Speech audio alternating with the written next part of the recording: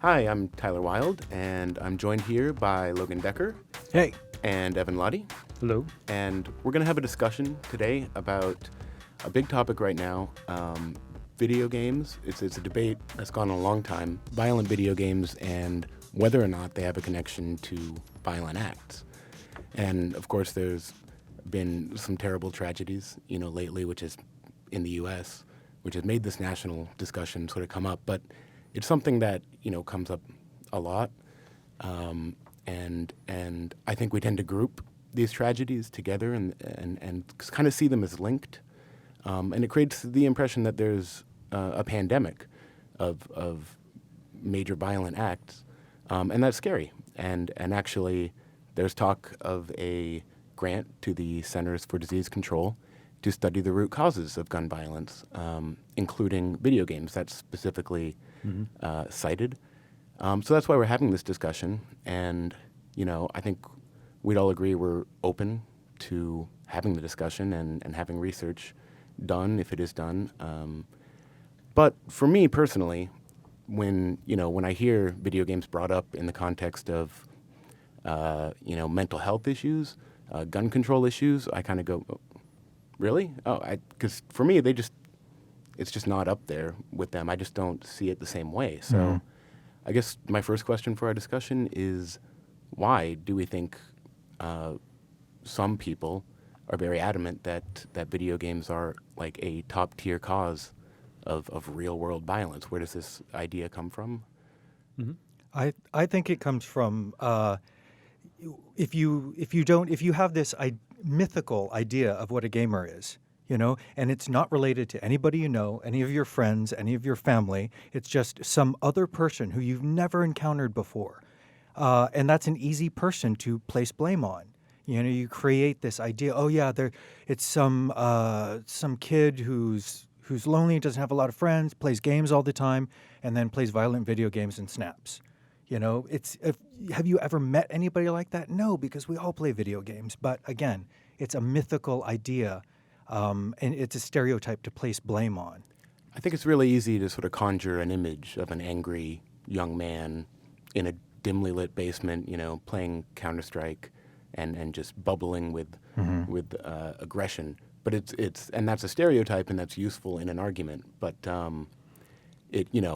nobody in an argument says, "Oh yeah, look at Logan. He plays violent games, and so we weren't surprised when he made a good quinoa salad the other day." Like that's not an argument. So we're gamers, and we're a diverse group, but it's very easy to just sort of make up a, like you said, sort of a fictitious, generalized idea. I think it's natural for people in the context of a tragedy. It's a normal response. Absolutely. It's arguably a healthy response to just figure out what caused this, and people will grip onto whatever that may be.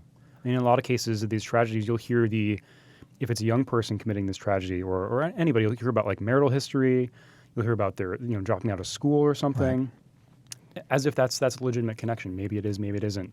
But yeah, there's a lot of assumptions happening, I think, in this conversation. And one of the things the game industry and us as writers need to do is to promote games in a better way. Games are not just violent objects. There's a huge spectrum of games, obviously. Yeah. But at the same time, I'm going to sort of to devil's advocate that the most popular games tend to be violent games. So how do we take that? Yeah, and the best-selling games. It's when you talk about, okay, why did this tragedy happen? And like you said, you bring up marital status, things like that. It's much easier to create a debate, a discussion, when you can show a clip, a 20-second clip of something that looks just very horrific on its own from a violent game. And I think that's part of the reason. Everyone deals with, but people who don't play games don't see this, and then they see it.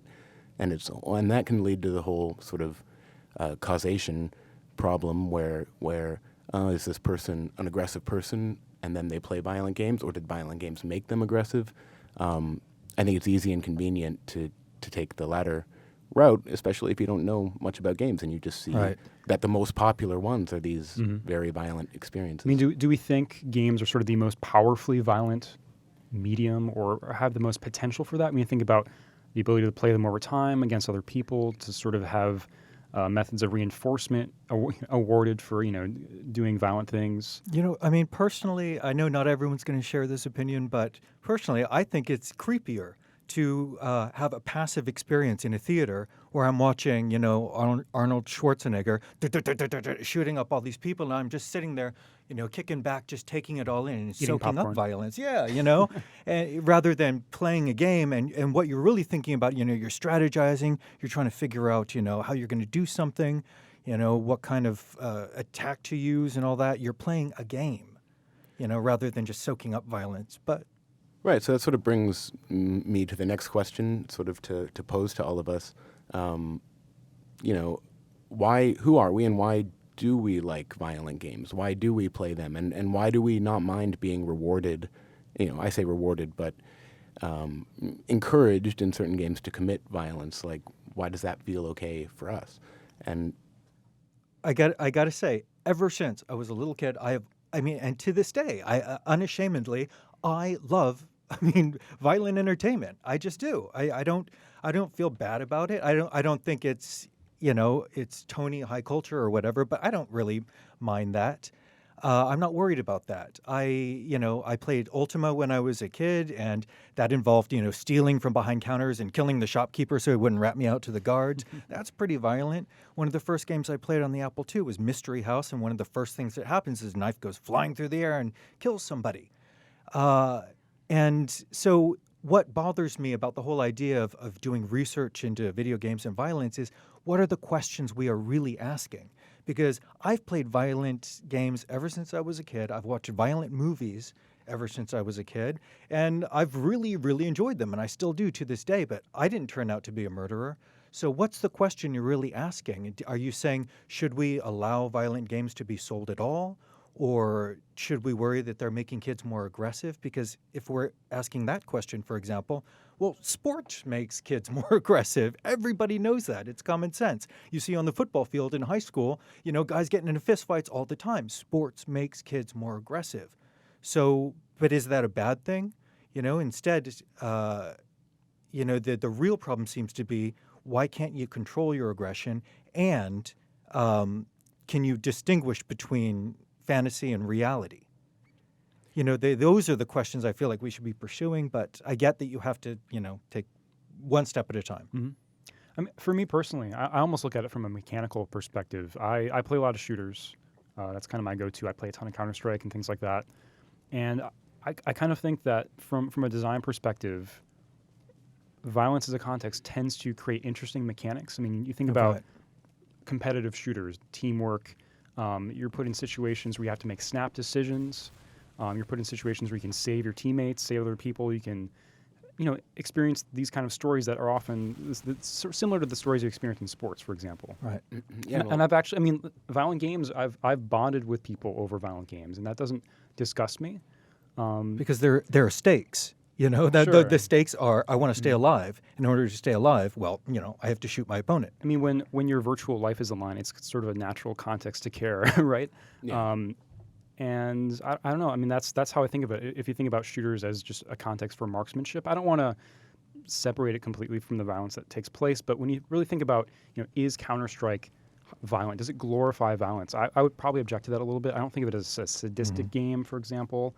I don't think of it as something that glorifies like needless killing necessarily, or sort of rewards that. I'm really interested in the geometry, like the angles, the timing, and like the sport of and that social experience, really, more than anything else. Yeah, I think. Sorry, go that ahead. feels like what I'm participating in more than the violence. Yeah, Right. I've been fascinated not with violence, but with war since I was a kid. A lot of kids are. I was really interested in guns, in World War II guns, in tanks, and so are, say, war reenactors. It's acceptable to be into war and be into war strategy, and so I played strategy games. I played Command and Conquer, and I played shooters. And for me, it was that fascination. But, and I know it's anecdotal, but I've never fired a real gun in my life. I don't have anything against recreational, guns necessarily, but I've never fired one. Yet I've had this fascination, and I've sort of played all these games. So, what we're saying is anecdotal. I wonder, to answer, Logan, what the question is.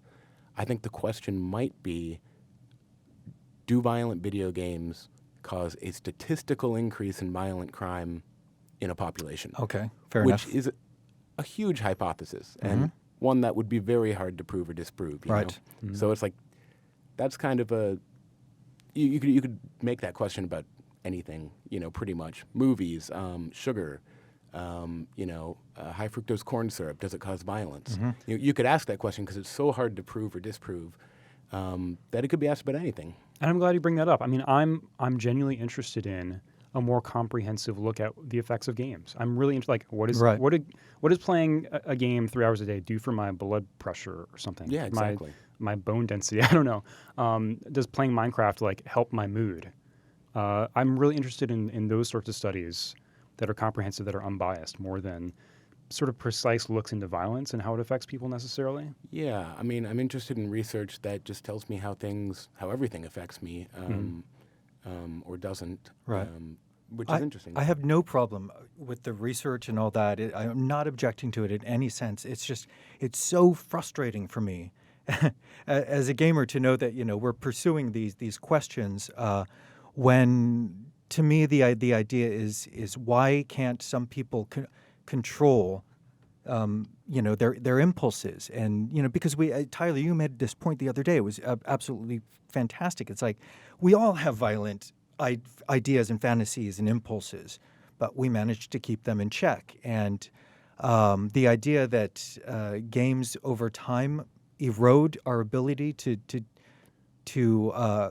control those impulses doesn't make any sense to me personally. Yeah, I mean, it's something I brought up because, I was making the point that we don't need violent games to have violent thoughts as human beings. Human beings, I think humanity and violence violence is a part of humanity. I don't think that's a question. And like going Every back, time I get behind the wheel of a car, I I'm wish, a different person. I I'm wish like, terrible things. And I've fantasized about punching someone in the face, but I've never punched someone in the face. Right. And going back to sports, I think societies find outlets, and even if you're not committing a violent act with the intent to really hurt someone, you're still committing a violent act when you're boxing, playing football, playing hockey. I love hockey. I like the fights. I like it when they drop their gloves and fight. I don't want anyone to get hurt, and they don't either, but it's still an act of violence that is an act of real violence, which is entertainment for us. And I think, to some extent, I'm not going to use the art word, but the things we produce as a culture, whether or not they're art, they mirror us. I think we agree on that. I would. It's kind of a chicken and egg situation, right? Yeah. It would seem hard for us to create something that doesn't represent part of us. That would seem kind of logically not possible. And at the same time, I would encourage anybody that's involved in this kind of conversation with a family member, with a friend about, their concern over violent video games, coming back with, it's just a game, is the worst possible thing you can say, because that diminishes the positive impact of games. Right. And they're seeing a clip of something from a violent game and sort of going, that's so grotesque. How could anybody enjoy that? And it's because they don't necessarily understand what it is to enjoy playing a game. And also, I think there's a fear, and in the U.S. especially, there's kind of an insecurity about our culture, and that our culture is going down the drain, or that it's becoming, this just depraved, thing. When you see a clip from, say, like Postal, which is, I don't think, a game any of us will jump up and down to defend. No. It's very easy to go like, what has the country come to? And I actually might jump up and down to defend it. You go ahead. Because it's comedic, and it's over the top. It's gross and offensive, but at the same time, I have a feeling, and I just have a feeling that the more you suppress something, I think it'll come out in other ways somehow. If you say, "Oh, Postal, that's horrific and offensive. Stop selling it. Stop playing it." Okay, we'll take it off the shelves. But there's a reason that we gravitate towards these things, and I do find things like that so over the top, so offensive, to be, in the same way that the South Park, goes so over the top and goes out of its way to challenge you with, just by taking things head on, So there's that. I think that the violence sort of in humanity is challenged, and people are afraid of it. Right. I think people are afraid to admit that when they watch a game of football, that they're kind of enjoying some. I mean, football's a war metaphor, and tackling someone's a violent act, and they're enjoying this. You know, and it's much easier to see in a game when someone's getting their head cut off or something. But it is scary to admit, hey, look, you know, humanity has a long history of violence since forever, and we have violent thoughts sometimes, and that exists. And it's scary to admit that and address that. And I think it's, you know, the gut reaction probably is, you know, gross. This is destroying our culture. We're not like this. Right. We don't like entertainment like this because that's just Right, horrific. right. No, we're not that kind of people, you know. But yeah, I like to say sometimes we I are. like to say the same thing when I'm in the Burger King drive-through. Yeah. Oh, I'm not. I don't know. This is not the food I eat. No, I'm actually a gourmand, you know. But you know, I just happen to be here. No, I eat crap all the time. Yeah. Every day. I mean, what you're saying is we'd caveat, you know, defending Postal. You know, it has some social value, I guess, some critique to offer. It's satirical in its own way, but you know, you look at a game like Spec Ops and its critique of violence in some way and what players do. Even Far Cry 3 had that to a limited extent, and sort of like, yes, it's ridiculous that you're killing all these animals, drawing a little bit of attention to that. But I'm curious, have you guys ever been offended by a game, like offended by a depiction of violence in a game, and which one? I'm pretty hard to offend. Have you ever sort of said to yourself, like, this is As Logan tasteless, I knows, wish they wouldn't have done this? Based on what he gets away Yeah. with saying in the office. I know there have been times. You know what? The opening of the latest Medal of Honor Warfighter, I don't know if I would say offended is the right word, but I was put off because it opens up with, and I did sort of an editorial about this because it did bother me. It opens up with you just sort of, your gun is to the back of this guy's head, and it's a tutorial where it's telling you to press the left mouse button to shoot him in the back of the head. And you can't like move your hand except for a little bit, and you just have to sit there and be like, okay, now he's dead. And it's sort of forcing violence on you, and I much prefer it when games like say like, all right, here's your mission, there's a bunch of bad guys, they're gonna shoot at you, so you gotta shoot them to get through here, but I'm not gonna hold your hand and be like, okay, now murder someone. And throughout that whole game, you know, it's very, it seems to pretend at addressing the war and what war is really like, but doesn't at all. It just is, you know, glorifying, you know, it pretends to not be glorifying, but is, and that bothers me because, you know, do a silly war game if you're going to do it. I love silly war games and movies where it's like, look, we're not here to address the horrors of war. We're here to show guys, you know, being action heroes. You know, do that if you're going to do that, but don't. When stuff pretends at social commentary or commentary on the human condition, but is really just basically promoting violence, that does bother me a little. You know, I'll admit something that I'm not particularly proud of, which is that I couldn't think of an example, right, of a specific thing that offended me, and now I realize why. Because I screen it out.